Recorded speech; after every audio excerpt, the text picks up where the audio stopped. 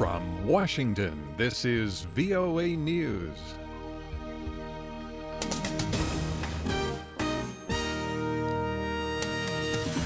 I'm Dave DeForest reporting Turkey called Tuesday for a ground operation with its international allies to end the war in Syria. A Turkish official said his country is pushing for the involvement of the U.S. and other allies in ground operations against the Islamic State group. The official spoke on condition of anonymity. Also, the United Nations announced Tuesday that aid convoys are being sent to besieged towns in Syria. Campaigning for Uganda's elections officially came to a close Tuesday. All the main presidential candidates held rallies. Lizabeth Paulat has more. Tensions and uncertainty were high after the arrest Monday of presidential candidate Kizza Besigye. Although Besigye was held for only a short period of time, his arrest sparked massive protests at Makerere University and in downtown Kampala. Police dispersed the crowds with tear gas and live ammunition, resulting in multiple injuries and one fatality. Besigye was allowed to campaign on the final day and given a police-sanctioned route away from President Yoweri Museveni's final rally at the city's airstrip. Lizabeth Paulat, Kampala. The Association of Southeast Asian Nations Summit is focusing Tuesday on the long-term peace, security, and prosperity for Southeast Asia.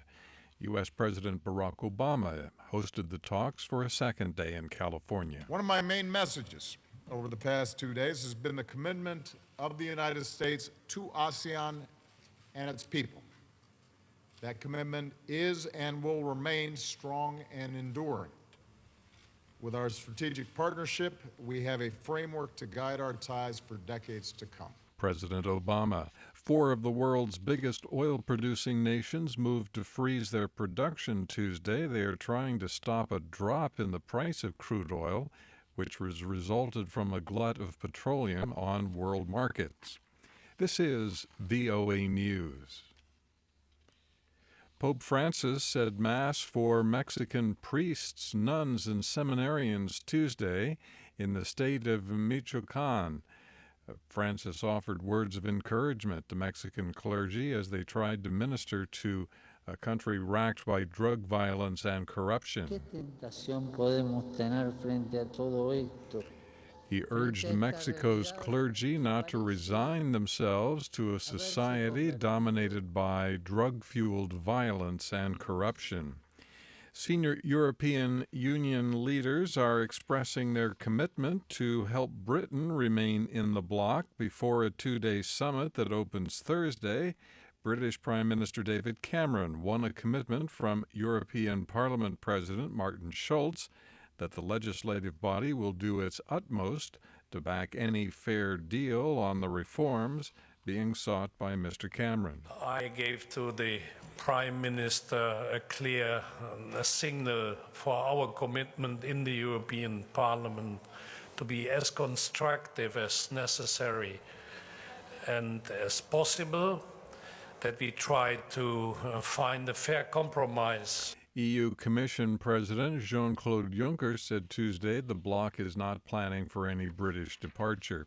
President Barack Obama says the U.S. Constitution is pretty clear that when there's a vacancy on the Supreme Court, the Senate is to consider whoever the president nominates. Obama told reporters in Rancho Mirage, California Tuesday he challenges anyone to give him a plausible rationale on why the Senate should refuse to hold a hearing on his choice to replace the late Justice Antonin Scalia. Senate Majority Leader Mitch McConnell, a Republican, says he will refuse to hold hearings on Mr. Obama's nominee. He says the next president should be the one to make that appointment. Former United Nations Secretary General Boutros Ghali has died. He was 93.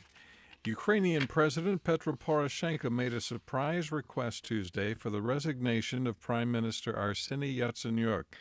The request came in the face of what is perceived to be a government failure to fight corruption and overcome an economic crisis. A short time later, the government won a parliamentary no-confidence vote. Despite heavy criticism from members, The action means the government will not have to call new elections and that Mr. Yatsenyuk will remain in office for the time being. Prosecutors in Germany say human error was the cause of last week's fatal head-on train crash in Bavaria. They say they have opened a criminal investigation of the train dispatcher. Former French President Nicolas Sarkozy was questioned Tuesday in connection with a financial scandal involving his unsuccessful re-election bid in 2012. Mr. Sarkozy appeared in a Paris courtroom Tuesday to face judges investigating allegations that his campaign managed to conceal unauthorized spending. From the VOA News Center in Washington, I'm Dave DeForest. That's the latest world news from VOA.